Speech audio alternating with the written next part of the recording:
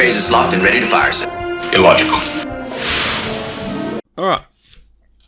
It's me, Floyd, from Federation Radio, and we're back once again with episode 23 of season 1 of the original series with Space Seed, which is just an awesome episode. It really is. This episode honestly just feels like a trailer for a movie, the way it builds up. Although, I will say, the episode ends rather quickly. Like, for all the build-up and the interesting plotline they developed, it really did kind of just hit an end very suddenly there. But I suppose, that was the point. So, well, it's not the point, but the point was, it ends with them being exiled on a planet. It's over, but it's not fully over. I think the writers wanted to keep these characters around as an open, we could bring them back one day if we want to, which, spoilers for anybody that somehow doesn't know, but Star Trek Wrath of Khan, the second movie, the one that basically saved the franchise when it was in an era of being cancelled and not doing overly well, is basically a continuation of this episode where they brought back these people. They brought back Khan, and it pretty much created the foundation of what became like the next generation. It gave them the funding, it gave them the actual credit around the world to be like, hey, Star Trek's not dead. Star Trek is not just cancelled, it is still a franchise worth watching, and look at this movie. And it brought it back. So, Khan Noonian Singh, who is the genetically engineered villain of this, is a pretty big deal for the Star Trek universe, because it pretty much wouldn't exist, at least not to the extent that it does now, if he hadn't been written in this episode. Now, obviously, this episode was season 1, so this was before it had been cancelled. This is before any of the problems had cropped up. Arguably, it was still a new show. It was doing pretty well. But, this was a great episode. Now, I have to say, I'm from Australia, so hearing the SS Botany Bay was pretty cool. For anyone that knows Australia, I'm from Victoria, which is the, southernmost state. I know we have South Australia as a state, but technically Victoria is that little bit lower geographically. And then I guess if you want to get real technical, Tasmania is an island south of Australia. But of the mainland, we are the southernmost state on the eastern coast. So, for me, I've never actually been to Botany Bay, but I've read all about it. All my life it's been in the news. I mean, half the things I see on the news are being shown from Botany Bay. Constantly, we see the Sydney Harbour Bridge in the background, and we see, all of that stuff going on constantly, always in the news. Even as a Victorian who's never been to Sydney, I'm very aware of Botany Bay, what it is, its history, and, how it's very relative to modern day. And, it's cool to see Australia get mentioned. In fact, we got mentioned twice in this episode, not just as a reference to Botany Bay being a prison colony initially, which it was. That's the joke of Australia, we're nothing but a prison island. Which isn't, not to go too far into it, not fully true. South Australia state was a free colony. Some of Australia was not penal colonies, although a large part of it was. But that era didn't last very long, and we very quickly moved on to being more of a regular colony similar to Canada.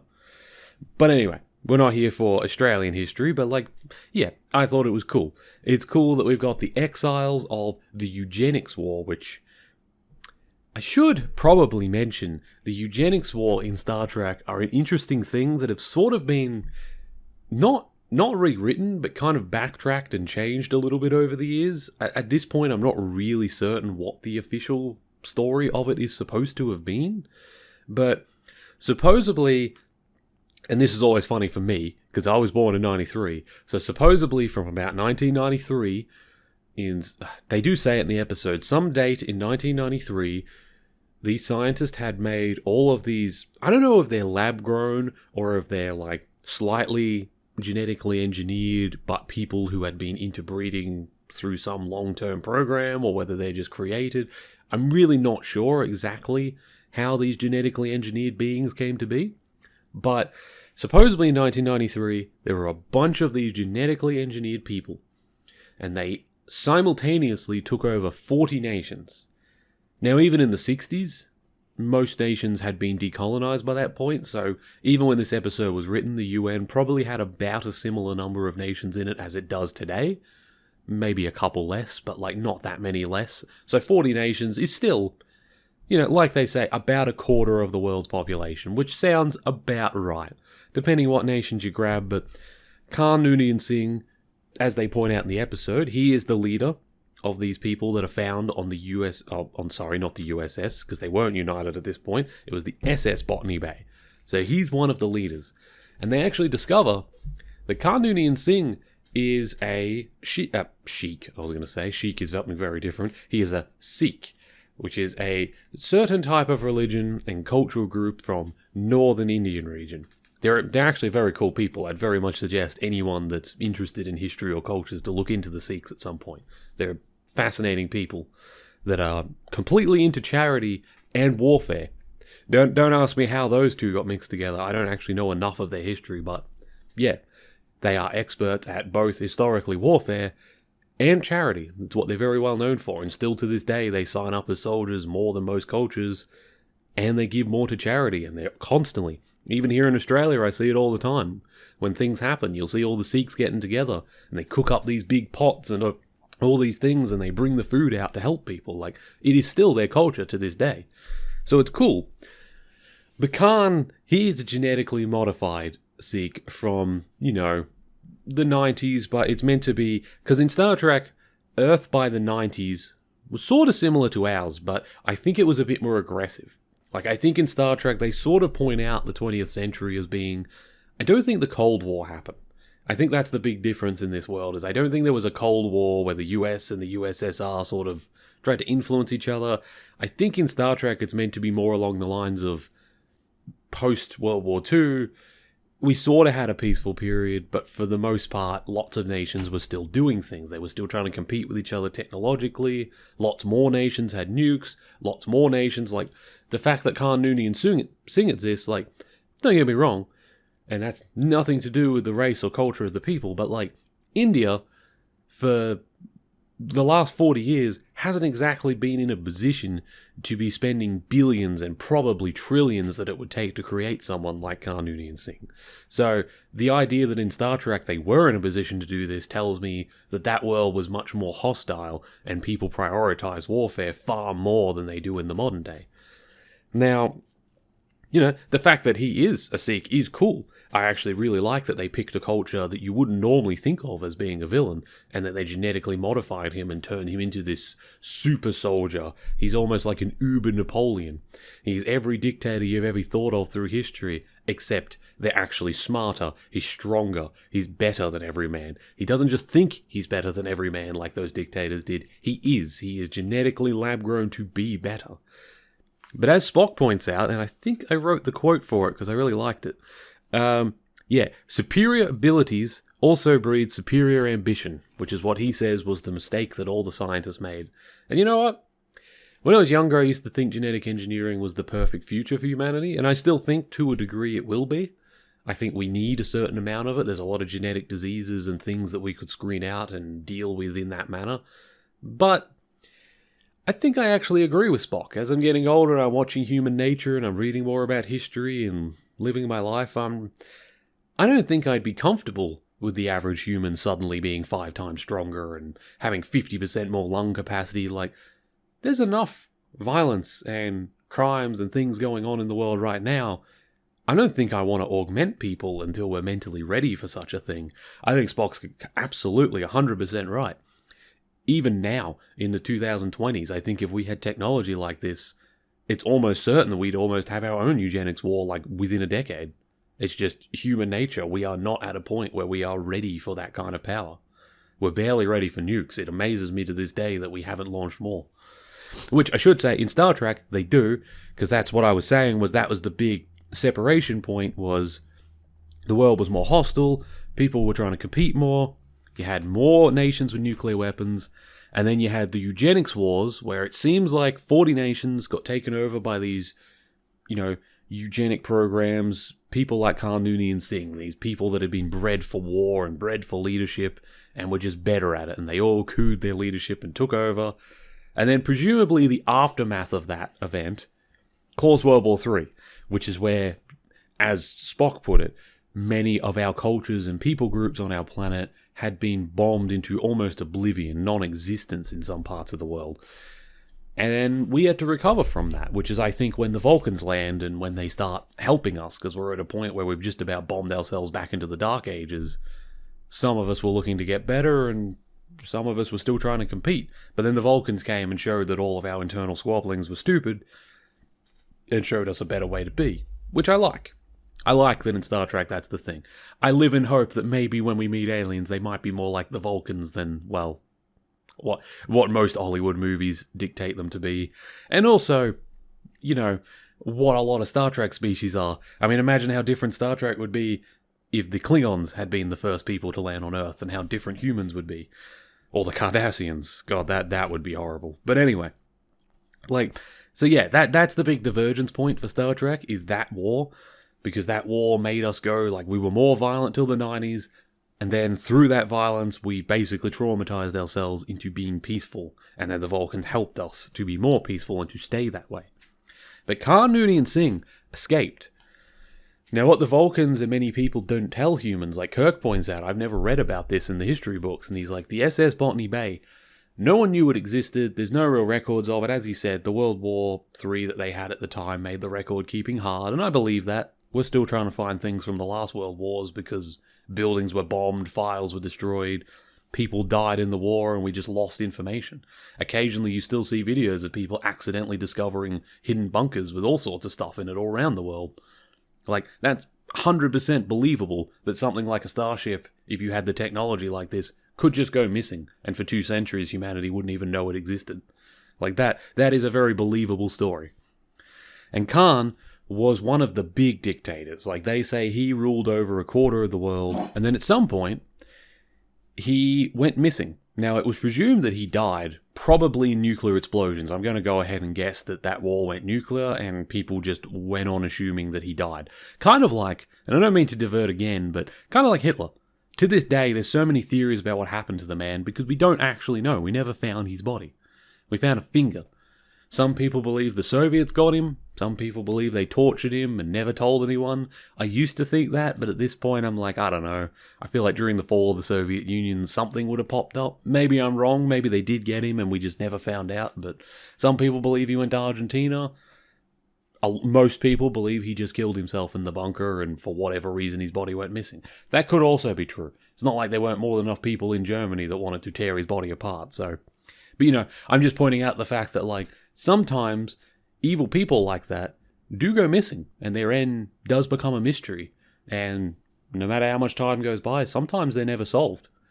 And if someone like Hitler, who in the modern day is still quite an important figure from our recent past that everyone knows about, people have differing opinions on him and his ideals, but everyone knows about him everywhere. You could go into the middle of China and they would still probably tell you that they know who Hitler is. He is a big figure. He shaped a lot of our modern century, either through trying to be different to him, trying to never become like him again. And some people, their entire cultures have basically been shaped by resisting him. Look at France and Poland today.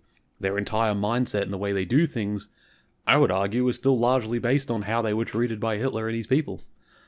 Poland is basically a traumatized state today. It has one of the largest militaries in Europe because it never again wants to be put through what it was put through during his reign. And Khan is a similar type of figure, where I feel like a lot of people around all sorts of colonies of Earth, even in Star Trek, 2 centuries later, probably know the name Khan Noonien Singh. He's probably one of those dictators of history that is taught in the history books. That they're taught about, never be like this man. This is why we don't do genetic engineering, because people like him are born. So, he's born.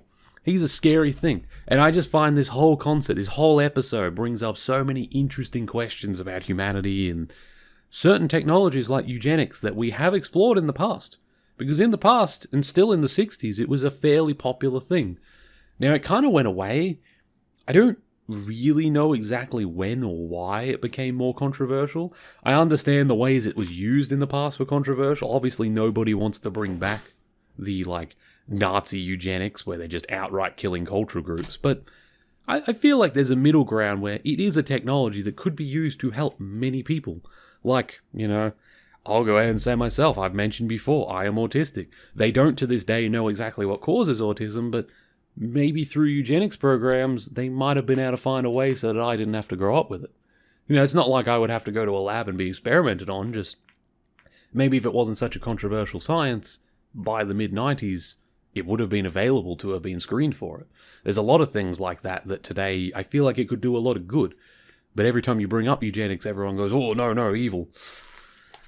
Which is kind of funny, because in Star Trek they kept that. Like, in Star Trek, because of the eugenics wars, eugenics are still very much banned.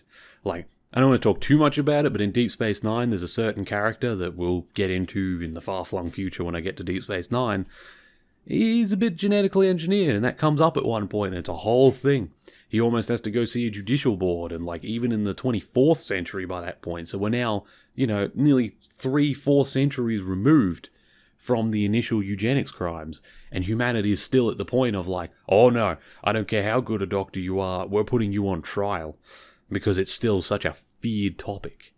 And I kind of feel like that's how it is in the modern world, although I will say in the last few years I have seen some stuff about it starting to crop up again.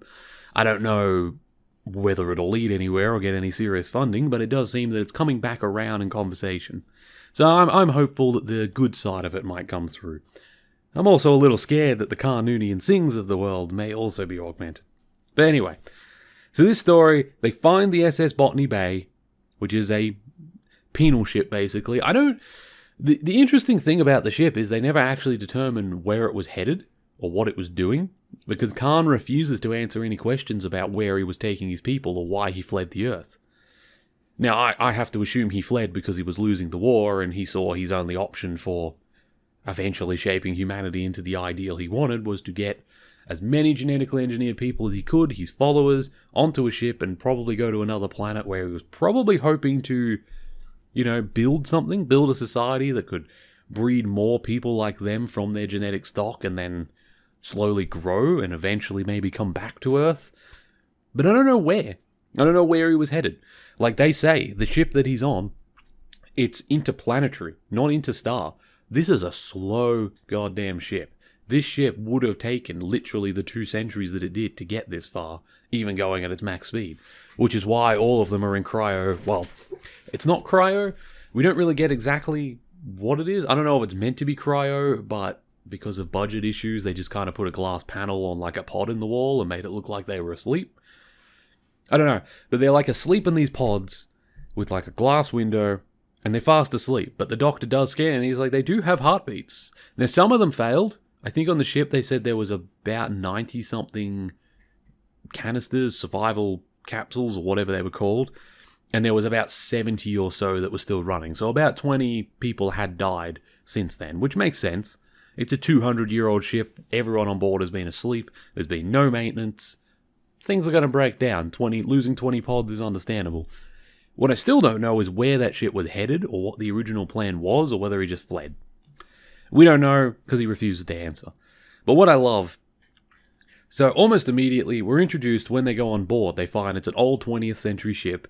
So Kirk gets the 20th century historian on board, who is named McGivers, to come aboard and do some work. Come and help him out. See what information she might know about the era, the people, and the ships to help them, with whatever's on board. Now, when they reactivate the energy cells to get the lights back on, noonian Singh ends up waking up because he is the leader. So the ship has obviously been programmed to, whenever it reaches its destination, wake up the leader. He will then determine if that's where they want to go, or he'll redirect the ship and then wake his friends up. Probably saves on power of putting, the whole crew to sleep and waking them back up. Just let the leader make the decisions. Makes sense.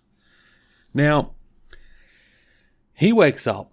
Now, at first, he's a bit confused, and he's like, where am I? How long have I been asleep? And they put him in the med bay because he's tired. They bring him over to the Enterprise. They leave everyone else asleep at first, and they bring him over.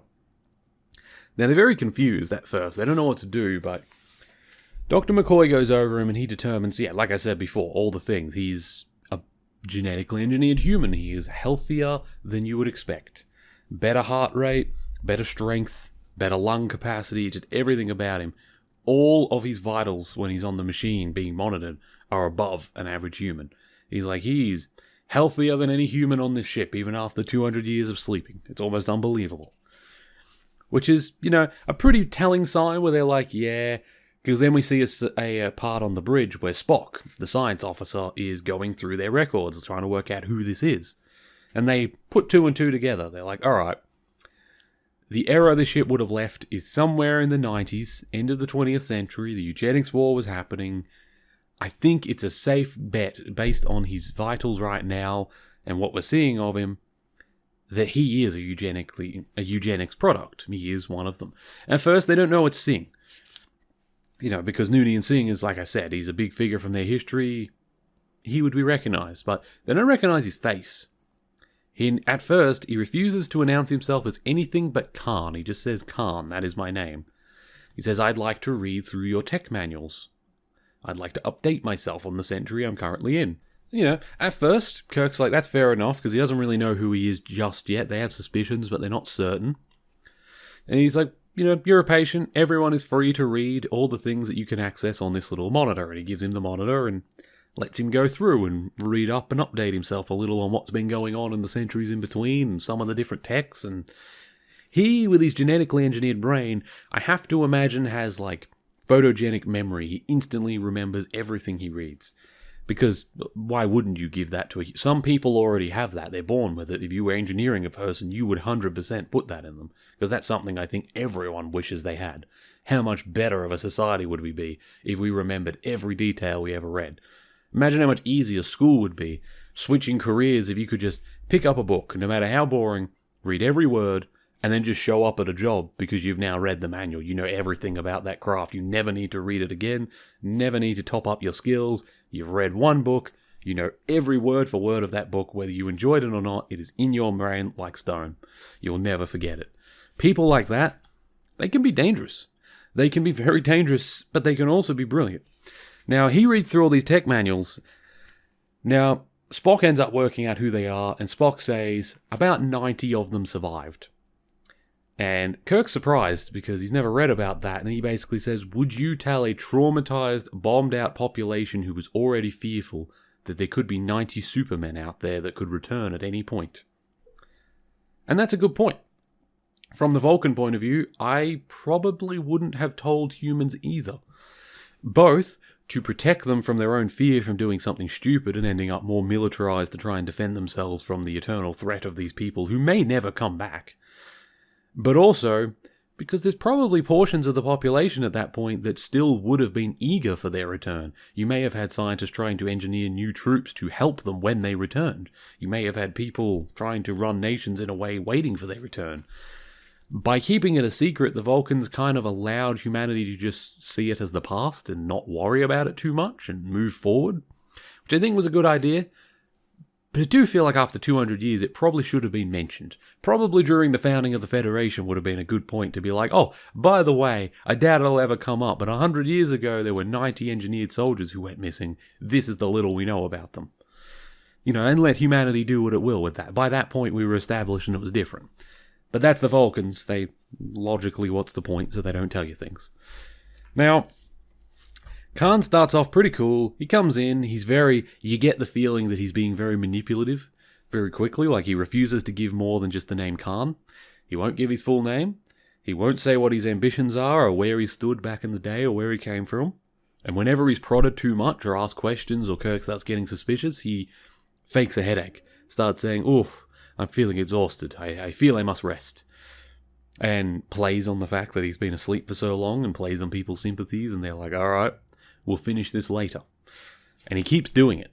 And it's very obvious, and I think Kirk was starting to find it obvious after the first few times as well, that this guy's messing with him. He's prodding him. He's getting information without giving any. This man is still a warlord. He is still prodding you for weaknesses and any info he can use. And that proves to be true. He basically brings in McGivers, the 20th century historian who apparently has a bit of a fascination with dictators. One of these women that seems to like abusive men, or not just dominant, but very abusive men, because he basically squeezes her hand so hard that she has to kneel to the ground. It must hurt a lot. He must be nearly breaking her hand. And then after that, he says, will you stay? Because he lets go, and she basically just says yes.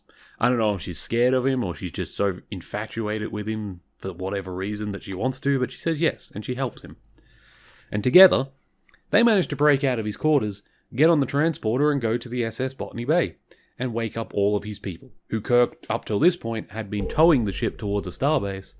He didn't want to wake them up. especially once the suspicions of who they were became apparent, because then he realized he only has a crew of like a couple hundred people. He can't afford to have 70 supermen suddenly on the ship because he won't be able to stop them. Honestly, I don't know if he would have been able to stop them on a starbase, but I agree with him. I would rather go to a starbase than open it up on my ship. But doesn't work. Khan escapes. He gets his people. Kirk works out what's going on, but it's too late. By the time security calls him to say that their guard at the front of Khan's door has been knocked out and Khan's escaped, it's too late. They're awake, and not only are they awake, he has read all the tech manuals about the ship. He now knows how it works with his photogenic memory. He has come back with his people and locked down the ship. He's locked down the bridge, and he's turned off life support. Kirk and everyone on the bridge eventually they're knocked out because they run out of air. They start suffocating and they hit unconscious. Now, we don't get to see it, but at some point after Kirk falls unconscious, Khan and the others must come up, reset the life support, and drag them down. Because the next scene, they're all in a room, and Khan's basically telling them, we're going to use this ship, we're going to ditch ours, we don't need our ship anymore, your ship will be ours, we're going to form this new era into an era for us. And he starts picking on them, saying, your technology has gone up, but it seems that man has not changed at all. And he says an interesting comment. I didn't write it down, but he says something along the lines of, these little tech and gizmo techs, no, he doesn't say gizmos, but he says, the technology you have increased since my last time being awake will increase productivity. But if you increase the nature of man, you will change the universe forever. Which was an interesting point of view, and maybe he's not wrong. I mean, look at the modern day. Everyone's got technology, and yet a lot of people argue that most people are stupider than ever before. Or because technology made life easier, it's easier to be more productive with doing less. Whereas in the past, those that got a lot done and were productive were usually better men, or better women. They were just better people because they had to try harder, they had to think more out of the box thinkers, whereas today, I can just pull my phone out, I can quickly Google something. I can quickly get information, and that kind of makes you lazy, and it makes your thought process lazy, and it sometimes makes you an undisciplined, lazy person, like most of our societies are now. So in some ways, he's not wrong, but also shaping the world in his image when he is basically a Napoleon, Caesar, Hitler type is not exactly what most humans want. I don't think most people would enjoy living under the dictatorship he would build. I have no denial that he's probably right. Humanity under him would have done great things. They probably would have conquered the Klingons and all sorts of species under his leadership. But would the day-to-day life be worth it? I think most people, including Kirk, agree that it would not. So yeah, he takes over the ship. He then tries to basically torture the others after they wake up by watching Kirk in the decompression chamber in the medbay, where I think he was decompressing the air out, and he basically says, you're going to watch him die. Because he says, this is what I really like about him. He's very good at reading human nature. Like he said, you're all going to keep denying and not working with me. Perhaps I made a mistake when I locked you all on the bridge. I created a bit of a camaraderie bond between you because you've all nearly died together and now you all feel a bond for each other. He said, well, I'm going to break that bond. And he showed them all on the screen the decompression chamber and said, it's one thing to all pass out and die together. It's a whole nother to live and watch each of your friends die one by one in front of your eyes, knowing you can do something about it. And man, that's sick. It is so sick, but he's right. I feel I'm one of those people. I'm pretty stubborn. I feel like I would be quite content to die with, people I trusted if I believed that it was the right thing, but could I sit by and watch people I cared about die if I knew I could do something even if it was wrong? I'm not sure. That's a much harder question. That is which is why it sort of works. Except he was kind of wrong, because at this point McGivens decides to sort of betray him. She still cares about him, but she's not willing to betray the whole crew completely yet. So she says to him, I don't want to watch this. And he says, you don't have to. You can leave if you want. But he does express that he's a little disappointed in her and thought she'd be stronger than that. So she goes down to the med bay, manages to stick the guard in front of the decompression chamber with a needle that knocks him out, and opens it up to free Kirk. Now, a few minutes later, she also managed to shut off the view screen so that in the room with Khan they can't see what's happening. Khan sends Spock down as he says, it doesn't matter, by now your captain is dead. And Uhura and everyone has very noticeable reactions to this. Everyone's pretty upset that they believe Kirk's just been murdered. And he says, next up is Mr. Spock, and he sends another one of his guys down there with Spock. Except Spock passes towards the decompression chamber, and as he passes the wall, he kind of in the corner of his eye sees Kirk standing there with his gun ready, or with his phaser, and he managed to, in a very Vulcan way, just act casually, keeps walking forward, and then the second the genetically engineered guy walks past, Kirk attacks him, Spock turns around without even hesitating, knocks him out with the Vulcan death grip. The two of them then try and take back the ship. Spock goes to try and activate the what was it called? Neural gas that apparently is fitted, like anti-intruder stuff on the ship, to knock all of Khan's people out unconscious. Except Khan. Khan worked out what was happening, or what they were doing when he lost contact with his people down there, quickly ran down to the engineering area where he knew they'd go, and has a pretty damn cool fight with Kirk, actually. Kirk's like jump kicking him in the chest, but it's pretty obvious that Khan physically outstrips Kirk. Like, we've seen Kirk's a good soldier. He knows how to fight. He's very well trained in hand-to-hand combat. Khan's just better. He's got, more going for him. More strength, more capacity for everything. But Kirk, I guess experience kind of trumps it, because Kirk manages to, after fighting him for a while and throwing his whole body at him and doing momentum attacks and things that you wouldn't normally do, but things he knows he has to do because of how much superior his enemy is, he then grabs a metal pipe, and while Khan's trying to basically set the ship to self-destruct if Kirk doesn't stop what he's doing, Kirk beats him over the back over and over and over with this metal pipe, and then turns off the self-destruct. At this point, we've won. Khan is unconscious. All of his people are unconscious now because Spock has succeeded in the gas going down. And then we get the cool little ending where Kirk basically, there's a little tribunal. They're all like in their fancy clothes. I have to presume that the people of Khan are still unconscious, except Khan, or they're at least in cages or something. They've definitely been locked up again. And Kirk basically says that he forgives them of all crimes. He's not going to charge them with anything. However, he is going to send them on exile. And this is what's funny. He mentions Australia again. He says, "This time, I'm going to drop the crew of the Botany Bay onto a planet. It's a bit of a savage planet by regular standards, but it is habitable. Nobody lives there currently. Do you think you could tame it?" And he looks at Khan Singh. And the Khan just kind of smiles and says, "You've beaten me this time. But yes, we will calm this world. We will tame it. We will make it our own. And you will hear from us again." And then he gives McGivers, the 20th century girl, because remember, she's a human. She's not genetically engineered. She's just one of the crew that decided to betray them. But she also decided to betray Khan to help the crew. So Kirk says, "I can either offer you an official reprimand on your record and a dismissal from duty, or I can put you in exile with them. I will make the choice yours." And she chooses to go with them. So they're going to be exiled on a world. Now, obviously, I'm not going to go too much into what happens in the movie, but we'll learn more about that later. Spock makes a comment afterwards. He says, I know you have the authority to do this, but I do wonder what the seed you just planted might grow in the future and what troubles it might cause us." Which, I think was the writers, when they wrote that, way of also saying, hey, we're going to come back to Khan at some point. That was their kind of little, we're going to use Spock to tell you that we're not done with Khan. We called the episode Space Seed because we're planting the seed for a future story. And I like that. I would be very interested. I don't know. I'd have to look up these interviews and what the original plan was, because I don't know if they originally planned to do a movie. This might have been just maybe in the future they kept him in their pocket as like, oh, if the show's not cancelled and we're still successful, maybe in season 4 or 5 we'll bring back and we'll have like a 2-part episode, The Return of Khan.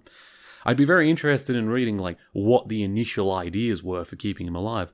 Or, maybe they didn't have ideas. Maybe it was just, this is cool. We don't quite want to, finish the book on this and close it and never see Khan again, but we don't want to focus on him too much, so we're going to exile him on a planet and just leave it as an open-ended, maybe one day we'll have a cool idea and we'll bring him back. I don't know. But anyway, that's basically this episode. It was a really cool episode. I really enjoyed it.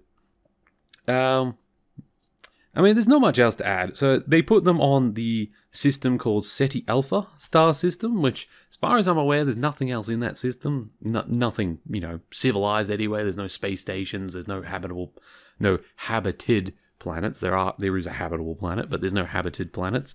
It seems to be just a star system where there's not much, which seems to be a good place to dump very dangerous exiles. Now, the only other thing I have in my notes that was sort of interesting to bring up was McCoy at the very start of the episode, when they're going to the SS Botany Bay, expresses quite a few misgivings about using the transporter. He says he didn't sign up to have his atoms scattered all over the cosmos. Which is kind of funny, because it's not something you see a lot of. Not many characters in the original series, or any of the series, really have much of a problem with using the transporter, but it does come up now and again. There are a few weird transporter stories where things happen. And I get it, because a transporter is breaking you apart at a subatomic level and then reconstructing you. I mean, both fans and writers go back and forth and debate on whether you're killing the person and recreating an exact copy with all their memories at the location, or whether you're putting that person back together, and whether that matters. But I feel like if this was a real technology, yeah, 100%, I could see lots of people feeling like McCoy and just being like, I don't like that thing, I'd rather take a shuttle. That thing freaks me out. I don't want my atoms being scattered across the universe. And yeah, I get that. But it is funny because most characters in Star Trek, without hesitation, they transport everywhere. They don't even think about it. All their food, all their goods get transported. The people, they just step up on the transporter platform and go. It's nothing, no one even gives it a second thought most of the time. There's a couple characters, but McCoy is one of those. Like Kirk even says, oh, you're an old school man. And we'll see a lot later on again in the prequel series Enterprise, that is before original series. We'll see a little bit about, at that point, the transporter was still a much newer thing. It was still newer technology, and a lot more people felt like McCoy. And I kind of like that McCoy, because we sort of see he's a bit of an older man. I think McCoy is meant to be a little bit older than Kirk. He's meant to be a friend he made in the service rather than at the academy. So I like to think that McCoy is one of those doctors, probably from the later part of that era. Back when, in his early career, transporters probably weren't standard. He's probably the sort of doctor where when he first started, shuttles were the way they did everything. He doesn't like transporters. He probably still resents them and doesn't really like it. He's just an angry old man yelling at new technology. It's fun. It adds a little bit of character to him, and, it adds a bit to the universe. But anyway, that's the episode Space Seed. Thank you for listening, and I'll see you all next time. Bye for now.